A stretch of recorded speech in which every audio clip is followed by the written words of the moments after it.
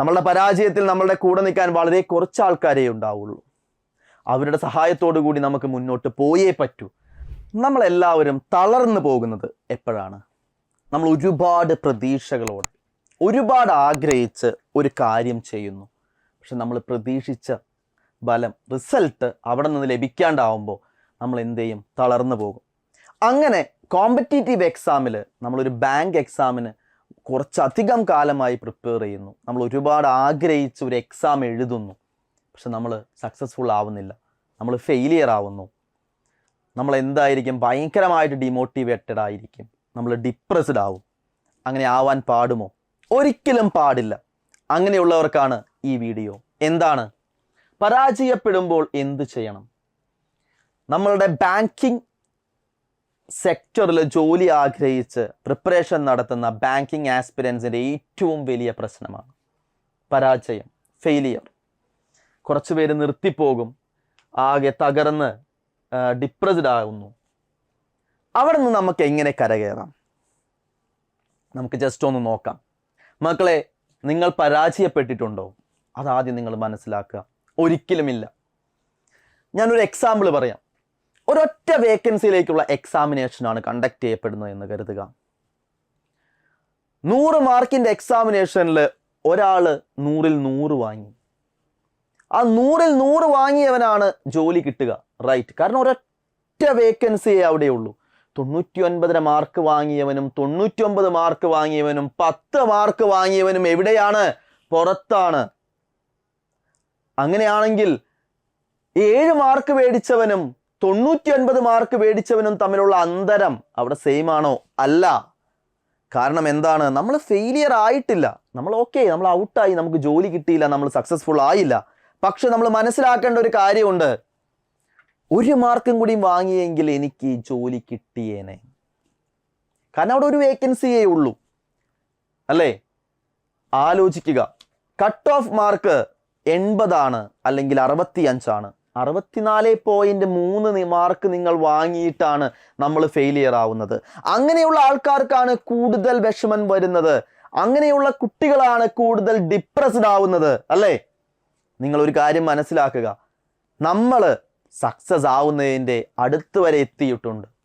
നമ്മൾ ചെയ്ത വർക്കിന് റിസൾട്ട് കിട്ടിയിട്ടുണ്ട്. അതല്ലാതെ നമ്മൾ 10 മാർക്കല്ല വാങ്ങിയിട്ടുള്ളത്, അല്ലേ? വിട്ടുകൊടുക്കാൻ പാടില്ല.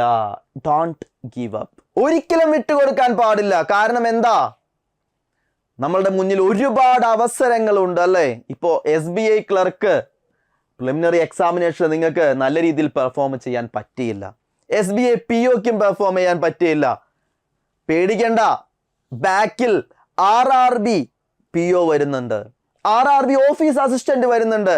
അതിന് പിന്നിൽ IBPS PO, IBPS ക്ലർക്ക്, ഒരുപാട് ഇൻഷുറൻസ് മേഖലയിലെ എക്സാമിനേഷൻസ്, പ്രൈവറ്റ് ബാങ്കുകൾ എല്ലാം ബാക്ക് ടു ബാക്ക് വരുന്നുണ്ട്. നമ്മളുടെ മുന്നിൽ കടലോളം അവസരങ്ങളുണ്ട്. എന്തിനാണ് നിങ്ങൾ ഭയക്കുന്നത്? എന്തിനാണ് നിങ്ങൾ വിഷമിക്കുന്നത്? നിങ്ങൾ ഓൾറെഡി വർക്ക് ചെയ്തിട്ടുണ്ട്.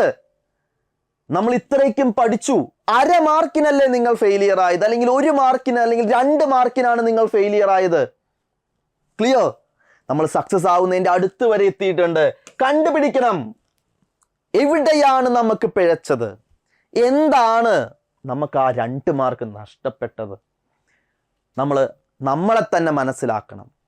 എല്ലാ വട്ടവും ഞാൻ പറയാറുള്ളതാണ്, ഫെയിലിയർ സക്സസ് ആയി കഴിഞ്ഞാൽ നമ്മൾ എന്ത് ചെയ്യും? നമ്മൾ സൊസൈറ്റിയുടെ മുന്നിലേക്ക് ഇൻട്രൊഡ്യൂസ് ചെയ്യപ്പെടും. എല്ലാവരും നമ്മൾ അനുമോദിക്കും, നമ്മൾ ആഘോഷിക്കപ്പെടും, അല്ലേ? പക്ഷേ പരാജയപ്പെട്ടവനെ ആരും ആഘോഷിക്കില്ല. പരാജയപ്പെട്ടവൻ അവനെ തന്നെ മനസ്സിലാക്കണം. ഫെയിലിയർ നമ്മളുടെ പ്രശ്നങ്ങൾ നമുക്ക് മനസ്സിലാക്കി തരുന്നതാണ് നമ്മളുടെ ഫെയിലിയേഴ്സ്. ആ ഫെയിലിയേഴ്സ് നമ്മളുടെ ചവിട്ടുപടികളായി നമ്മൾ എടുക്കണം. അതിൽ ചവിട്ടി നമ്മൾ കയറി വിജയത്തിലേക്ക് എത്തണം. ഒരാളും ഒറ്റയടിക്ക് സക്സസ്ഫുൾ ആയിട്ടില്ല. വീണ് തന്നെയാണ് എല്ലാവരും സക്സസ്ഫുൾ ആയത്. ജനിച്ച ഉടനെ ഞാൻ ഓടി നടന്നിട്ടുണ്ടോ? നിങ്ങൾ ഓടി നടന്നിട്ടുണ്ടോ? ഇല്ല. നമ്മൾ ആദ്യം പതുക്കെ ഒന്ന് കമഴാൻ നോക്കും, പിന്നെ മുട്ടുകുത്താൻ നോക്കും, നീന്താൻ നോക്കി, മുട്ടുകുത്താൻ നോക്കി, പിടിച്ചെഴുന്നേറ്റ് നിൽക്കും. എന്നിട്ടല്ലേ നടക്കുന്നേ? വീണ്ടും വീഴും. നമ്മൾ വിട്ടുകൊടുത്തോ? ഇല്ല. ഓടാൻ നോക്കും, വീഴും. പിന്നെയാണ് നമ്മൾ ഇന്ന് കാണുന്ന നിലയിലേക്ക് നമ്മൾ എത്തുന്നത്. അതേപോലെ തന്നെയാണ്, വിട്ടുകൊടുക്കരുത്. നമുക്ക് പറ്റിയ മിസ്റ്റേക്ക് എന്താണ് എന്ന് വളരെ കൃത്യമായിട്ട് നമുക്ക് തന്നെ മനസ്സിലാക്കാൻ സാധിക്കുകയുള്ളൂ. അതിനി ആവർത്തിക്കരുത്. അതിനി ആവർത്തിച്ചു കഴിഞ്ഞാൽ അത് നിങ്ങളുടെ ഫെയിലിയർ തന്നെയാണ്. ഒരു വട്ടമേ ഒരു മിസ്റ്റേക്ക് ഒരാൾക്ക് സംഭവിക്കാൻ പാടുകയുള്ളൂ. ആർക്കും ഒരു തെറ്റ് പറ്റാം, അല്ലേ? അത് മനസ്സിലാക്കി ഉൾക്കൊണ്ട് അതിനി ആവർത്തിക്കരുത്. ആ മിസ്റ്റേക്ക് ആവർത്തിച്ചു കഴിഞ്ഞാൽ അത് നമ്മളുടെ എന്താണ് പ്രോബ്ലമാണ്. സോ അത് നമ്മൾ എന്ത് ചെയ്യണം? ഐഡന്റിഫൈ ചെയ്യണം. എന്തുകൊണ്ട് എനിക്ക് കിട്ടിയില്ല? ഞാൻ ഇരുന്ന് പഠിക്കുന്നുണ്ട്, ഞാൻ വർക്ക് ഇടുന്നുണ്ട്, എന്തുകൊണ്ട് എനിക്ക് ആ 2 മാർക്ക് കിട്ടിയില്ല, അല്ലെങ്കിൽ 1/2 മാർക്ക് കിട്ടിയില്ല? മനസ്സിലാക്കുക, ഐഡന്റിഫൈ ചെയ്യുക, മുന്നോട്ട് പോകണം. അടുത്ത എക്സാമിനേഷന് ഞാൻ ഈ ഒരു മിസ്റ്റേക്കുകളും വരുത്തില്ല. അതിലൊരു വേക്കൻസി മതി എനിക്ക്, ബാക്കിയുള്ള വേക്കൻസിക്ക് മത്സരിച്ചാൽ മതി ബാക്കിയുള്ള ആൾക്കാർ എന്ന് നമ്മൾ എന്ത് ചെയ്യണം? ഒരു തീരുമാനമെടുക്കണം. നമ്മൾ സെൽഫ് മോട്ടിവേറ്റഡ് ആവണം എന്നുള്ള കാര്യമാണ്. Plan ahead. എന്താണ്? നമ്മൾ പ്ലാൻ ചെയ്യണം മുന്നോട്ടുള്ള കാര്യങ്ങൾ. ഒരുപാടിരുന്ന് കരഞ്ഞു, ഒരുപാടിരുന്ന് വിഷമിച്ചു, എന്ത് കാര്യമുണ്ട്? സംഭവിക്കാനുള്ളത് സംഭവിച്ചു. നടന്ന ഒരു കാര്യത്തിനെ നമുക്ക് മാറ്റാൻ പറ്റുമോ? ഒരിക്കലുമില്ല. നമ്മൾ അതിനെ ആലോചിച്ചിരുന്ന് വിഷമിച്ചിട്ടോ കരഞ്ഞിട്ടോ ദുഃഖിച്ചിട്ടോ ഒരു കാര്യമില്ല. അതിലെന്തെങ്കിലും മാറ്റം നമുക്ക് കൊണ്ടുവരാൻ പറ്റുമോ? ഇല്ല. നമ്മൾ കാണിച്ചു കൊടുക്കണം, നമ്മൾ വിജയിച്ച് കാണിച്ചു കൊടുക്കണം. അതിനായിട്ടുള്ള പ്ലാൻ നമ്മൾ തന്നെ എന്ത് ചെയ്യണം? ക്രിയേറ്റ് ചെയ്യണം. നമ്മളുടെ പരാജയത്തിൽ നമ്മളുടെ കൂടെ നിൽക്കാൻ വളരെ കുറച്ച് ആൾക്കാരേ ഉണ്ടാവുള്ളൂ. അവരുടെ സഹായത്തോടു കൂടി നമുക്ക് മുന്നോട്ട് പോയേ പറ്റൂ. കാരണം നമ്മുടെ ലക്ഷ്യം എന്താണ്? ഒരു ബാങ്ക് ജോലിയാണ്. അത് നമുക്ക് നേടിയെടുക്കണം എന്നുള്ള നിശ്ചയദാർഢ്യം നിങ്ങൾക്ക് ഉണ്ടാവണം. അതിനനുസരിച്ച് നിങ്ങൾ പ്ലാൻ ചെയ്യുക. Develop a personal strategy to respond to failure. Very very important. ഇതിനേക്കാൾ വലിയ പരാജയങ്ങൾ നിങ്ങളുടെ ജീവിതത്തിൽ ഇനി മുന്നോട്ട് പോകുമ്പോൾ വരും. അപ്പൊ നമ്മൾ ആലോചിക്കും, ഇതൊക്കെ എന്തായിരുന്നു? നിസ്സാര കാര്യം. ഞാൻ എന്തിനാണ് അന്നിരുന്ന് കരഞ്ഞത്? ഒരു കരിയർ ബിൽഡ് ചെയ്ത് മുന്നോട്ട് പോകുമ്പോൾ ഇതിനേക്കാൾ വലിയ ഫെയിലിയേഴ്സ് നമ്മൾ ചിലപ്പോൾ മേ ബി ഫേസ് ചെയ്യേണ്ടി വരാം.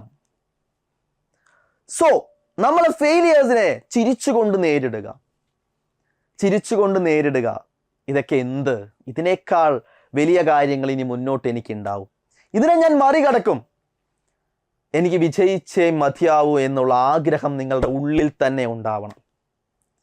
എന്നാൽ മാത്രമാണ് മക്കളെ നമുക്ക് മുന്നോട്ട് പോകാൻ സാധിക്കുകയുള്ളൂ. അതൊരു കോമ്പറ്റീറ്റീവ് എക്സാം ആയാലും, ഇനി മുന്നോട്ടുള്ള നിങ്ങളുടെ ലൈഫിലായാലും, നിങ്ങളുടെ കരിയറിലായാലും പരാജയങ്ങളെ ചിരിച്ചുകൊണ്ട് നമ്മൾ നേരിടണം. കഴിഞ്ഞു പോയതിനെ കുറിച്ച് ആലോചിച്ച് നമുക്ക് കളയാനുള്ള സമയമില്ല. കഴിഞ്ഞു പോയതിനെ കുറിച്ച് ഓർത്ത് കരയാനായിട്ട് നമുക്ക് സമയമില്ല. ലോകം ഓടിക്കൊണ്ടിരിക്കുകയാണല്ലേ? അതിൻ്റെ കൂടെ ഓടിയാൽ മാത്രമേ നമുക്കും വിജയിക്കാൻ സാധിക്കുകയുള്ളൂ. നമ്മൾ 1 മിനിറ്റ് പിന്നിലേക്ക് പോയാൽ ലക്ഷക്കണക്കിന് ആൾക്കാർ നമ്മളെ പിന്തള്ളാൻ റെഡി ആയിട്ടാണ് ഈ ലോകത്തിന് മുന്നിലുള്ളത്. അപ്പൊ ആ ഒരു കാര്യം മനസ്സിലാക്കുക. പാഴാക്കാതെ നിങ്ങളുടെ വിലപ്പെട്ട സമയം നമ്മൾ വിനിയോഗിക്കുക. കാരണം SBA POയും SBA ക്ലർക്കും കിട്ടിയില്ല എന്ന് പറഞ്ഞ് വിഷമിച്ചിരിക്കുന്ന ആൾക്കാരുണ്ടാവാം. അവരുടെ അടുത്ത് പറയാനുള്ളത്, നിങ്ങൾ ഇത്രയ്ക്കധികം പഠിച്ചു, നിങ്ങൾ സക്സസ്ഫുൾ ആവുന്നതിൻ്റെ പടിവാതിൽക്കലെത്തി, നിങ്ങൾ നിങ്ങളുടെ പഠനം നിർത്തരുത്. കാരണം ഒന്നും പഠിക്കാതിരിക്കുന്ന ഒരുപാട് ആൾക്കാരുണ്ട്. അവരിതിലേക്ക് ഇറങ്ങി വന്ന് A to Z സിലബസ് പഠിച്ച് മുന്നോട്ട് പോകാനായിട്ടുള്ള കോൺഫിഡൻസോട് കൂടിയല്ലേ വരുന്നത്. നിങ്ങൾ ആലോചിക്കുക, നിങ്ങൾ ഇത്രയും കൊല്ലം, 1 കൊല്ലം അല്ലെങ്കിൽ 2 കൊല്ലം ഇതിൻ്റെ പിന്നാലെ നടന്നിട്ടുള്ള ആൾക്കാരായിരിക്കും. ഈ അവസാന നിമിഷം നിങ്ങൾ നിർത്തിപ്പോയി കഴിഞ്ഞാൽ നിങ്ങൾ ആ അത്രയും കാലഘട്ടം ഇതിനു വേണ്ടി ഇൻവെസ്റ്റ് ചെയ്ത നിങ്ങളുടെ ടൈം, നിങ്ങളുടെ പണം, നമ്മളുടെ സമയം, നമ്മളുടെ എഫേർട്ട് എല്ലാം വെറുതെ ആവുകയാണ്. സോ നമ്മളത് മനസ്സിലാക്കി, എന്തുകൊണ്ട് എനിക്ക് കിട്ടിയില്ല എന്നുള്ള കാര്യം മനസ്സിലാക്കി നമ്മൾ എന്ത് ചെയ്യണം? മുന്നോട്ട് പോയേ മതിയാവൂ, നമുക്ക് വിജയിച്ചേ തീരൂ. ആ ഒരു മനോഭാവം നിങ്ങൾ എന്ത് ചെയ്യണം? ക്രിയേറ്റ് ചെയ്യണം. ഓക്കെ, പരാജയം, ഫെയിലിയർ കൊണ്ട് ഒന്നും സംഭവിക്കാൻ പോകുന്നില്ല. ചിരിച്ചുകൊണ്ട് ഇപ്പം നമ്മൾ ഒരു എക്സാമ്പിൾ പറയുകയാണെങ്കിൽ തന്നെ, ഇപ്പോൾ രോഹിത് ശർമ്മയുടെ കീഴിൽ നമ്മൾ 2023 വേൾഡ് കപ്പ് നമ്മൾ തോറ്റു. അവരിരുന്ന് കരഞ്ഞു, ആ വിഷമം മാറി അവർ മുന്നോട്ട് പോയി. T20 വേൾഡ് കപ്പ് വിൻ ചെയ്തു, ചാമ്പ്യൻസ് ട്രോഫി വിൻ ചെയ്തു, അല്ലേ? ഇന്ത്യ മൊത്തം സന്തോഷിക്കുന്നു. സോ അതാണ് ഒരു ഫെയിലിയറിൽ അവർ ഐഡന്റിഫൈ ചെയ്തു, എന്തുകൊണ്ട് ഞങ്ങൾക്ക് അന്ന് ജയിക്കാൻ പറ്റിയില്ല. മുന്നോട്ട് കടന്നു, മുന്നോട്ട് പോയി, അതിനേക്കാൾ വലിയ സന്തോഷങ്ങൾ വന്നു ചേർന്നു, അല്ലേ? അതേപോലെ തന്നെയാണ് എല്ലാ കാര്യങ്ങളും. ലയണൽ മെസ്സി എത്ര കാലം കാത്തിരുന്നിട്ടാണ് അദ്ദേഹത്തിന് വേൾഡ് കപ്പ് കിട്ടിയത്. പക്ഷെ ആ വേൾഡ് കപ്പ് ജയിക്കുമ്പോൾ ഒരുപാട് പരാജയങ്ങൾക്ക് ശേഷം, ഒരുപാട് വീഴ്ചകൾക്ക് ശേഷം നമ്മൾ ആ സക്സസ്ഫുള്ളിലേക്ക് നടന്നെടുക്കുമ്പോൾ അത് ചരിത്രമാവും. അതല്ലേ നമ്മൾ ലോകത്തിലും കണ്ടിട്ടുള്ളത്. ആദ്യം തന്നെ പോയി നമ്മൾ വിജയിച്ചു കഴിഞ്ഞാൽ എന്താണ്, നമ്മൾ നേടിയെടുക്കുന്ന ആ വിജയത്തിൻ്റെ മധുരം അത് വേറെ തന്നെയാണ്. ലോകം അത് നമുക്ക് ഒരുപാട് കാര്യങ്ങളിൽ കാണിച്ചു തന്നിട്ടുണ്ട്. സോ എല്ലാവരും നല്ല ഉഷാറായിട്ടിരുന്ന് പഠിക്കുക. ഒരു കാരണം കൊണ്ടും നിങ്ങൾ എന്ത് ചെയ്യരുത്, വിഷമിക്കരുത്. കഴിഞ്ഞത് കഴിഞ്ഞു, പാസ്റ്റ് ഈസ് പാസ്റ്റ്, അല്ലേ? ഇനി ഫ്യൂച്ചറിലേക്ക് നമ്മൾ ചെയ്യാനുള്ള കാര്യങ്ങൾ ചെയ്യുക, അത്രയേ ഉള്ളൂ. എല്ലാവരും ഇരുന്ന് പഠിക്കുക. നിങ്ങൾക്ക് എവിടെയാണോ പിഴച്ചത്, എവിടെയാണോ നിങ്ങൾ ഫെയിലായത്, അത് മനസ്സിലാക്കി എല്ലാവരും മുന്നോട്ട് പോവുക. നിങ്ങൾക്ക് എന്തെങ്കിലും ഡൗട്ടോ കാര്യങ്ങളോ ഉണ്ടെങ്കിൽ എപ്പോൾ വേണമെങ്കിലും നമ്മളുടെ കൗൺസിലിംഗ് ടീമിനെ കോൺടാക്റ്റ് ചെയ്യാം. അതിനുള്ള ഫോൺ നമ്പർ ഞാനിവിടെ കൊടുത്തിട്ടുണ്ട്. എത്രയാണ്? 773612221515 എന്നുള്ള നമ്പറിലേക്ക് നിങ്ങൾക്ക് എപ്പോൾ വേണമെങ്കിലും കോൺടാക്ട് ചെയ്യാം. അപ്കമിങ് എക്സാംസിനെ കുറിച്ചായിക്കോട്ടെ, നമ്മളുടെ ഓൺലൈൻ ക്ലാസ്സുകളെ കുറിച്ചായിക്കോട്ടെ, അങ്ങനെ എന്ത് ഡൗട്ട് ഉണ്ടെങ്കിലും നിങ്ങൾക്ക് 7736122215 എന്നുള്ള നമ്പറിലേക്ക് ധൈര്യമായിട്ട് വിളിക്കാം. അപ്പോൾ എല്ലാവരും എന്ത് ചെയ്യുക, ഉഷാറായിട്ടിരുന്ന് പഠിക്കുക. ഒരു എക്സാമിന് നമ്മൾ ഫെയിലായെന്ന് കരുതി നമ്മളുടെ ജീവിതമൊന്നും അവസാനിക്കാൻ പോകുന്നില്ല. നമ്മളുടെ മുന്നിൽ ഒരുപാട് അവസരങ്ങൾ വരുന്നുണ്ട്. അപ്പോൾ അതെല്ലാം നമ്മൾക്ക് എന്ത് ചെയ്യാം, യൂസ് ചെയ്ത് സക്സസ്ഫുൾ ആവാം. അപ്പോൾ എല്ലാവർക്കും 2025 മറക്കാൻ പറ്റാത്ത വർഷമാവട്ടെ. നിങ്ങൾ ജോലിക്ക് കയറുന്ന നിങ്ങളുടെ പ്രിയപ്പെട്ട വർഷമാവട്ടെ എന്ന് ഞാൻ ആശംസിക്കുന്നു. അപ്പോൾ എല്ലാവർക്കും all the very best. Thank you.